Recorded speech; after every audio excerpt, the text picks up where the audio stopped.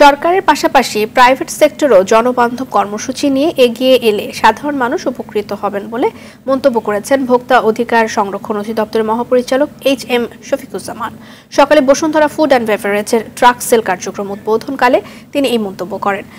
পবিত্র ঈদ উল আজহা উপলক্ষে সাশ্রয়ী মূল্যে 64টি জেলার 100টি স্থানে একযোগে বসুন্ধরা ফুড অ্যান্ড বেভারেজের ট্রাক সেল কার্যক্রম উদ্বোধন করা হয়েছে। প্রতিদিন সকাল থেকে সন্ধ্যা পর্যন্ত সাশ্রয়ী মূল্যে বসুন্ধরা তেল, ময়দা, সেমাই, হলুদ, মরিচ সহ মোট 101টি ভোগ্যপণ্য ট্রাক থেকে কিনতে পারবেন ভোক্তারা। এ সময় উপস্থিত ছিলেন বসুন্ধরা গ্রুপের ভাইস চেয়ারম্যান সাফিয়াত সুবহান সহ ভোক্তা ও বসুন্ধরা গ্রুপের ঊর্ধ্বতন কর্তৃপক্ষরা।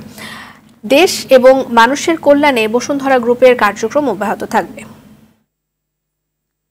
বসুন্ধরা আজকে যে কার্যক্রম শুরু করলো, এইভাবে যদি অন্যরাও করে তাহলে, এবং শুধু কোনো কর্পোরেট গ্রুপের পক্ষ থেকে না, ব্যক্তি পর্যায়ে এটি সম্ভব। আমাদের এখানে ব্যক্তি পর্যায়ে কিন্তু এখন মানুষ এখানে আমরা মানে তাদেরও এগিয়ে আসার সুযোগ আছে, এবং এটি শুধু যেটা বলি CSR যে কর্পোরেট সোশ্যাল রেসপন্সিবিলিটি, এটি যেমন একটা দিক আছে, তারপরেও যেটি আছে যে এই মানুষগুলো যদি মানে ভালোভাবে বেঁচে থাকে তাহলেই কিন্তু এই ব্যবসার উন্নতি হবে।